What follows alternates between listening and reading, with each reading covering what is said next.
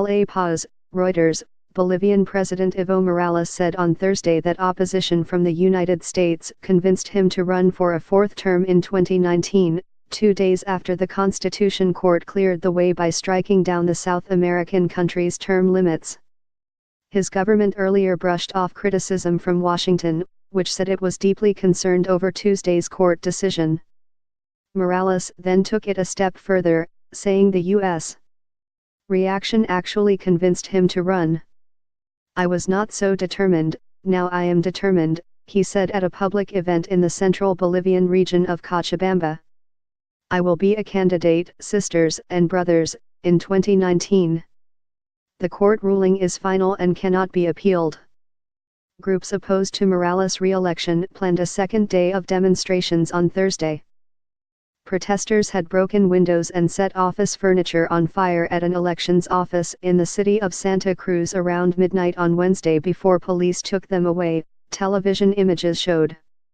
Morales, a former coca farmer in power since 2006, had previously accepted the results of a referendum in 2016, when 51% of voters rejected his proposal to end term limits. He later reversed course, saying that while he was willing to leave office, his supporters were pushing for him to stay. The U.S. State Department disputed that position. Twice in the last decade, the Bolivian people have expressed their opposition to the concept of indefinite re-election for elected officials, first in 2009, through their overwhelming vote in favor of the current constitution, and again in a 2016 referendum, when they rejected an initiative to overturn the constitutional provision that imposes the two-term limit on the president, the department's statement said. Morales' administration dismissed the criticism. "It looks like they are trying to tell us who our candidates should be," Minister of the Presidency René Martinez said.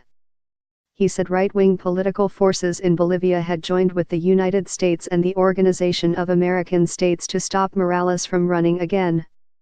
Historically unstable Bolivia has enjoyed relative calm and prosperity under Morales, the country's first indigenous president.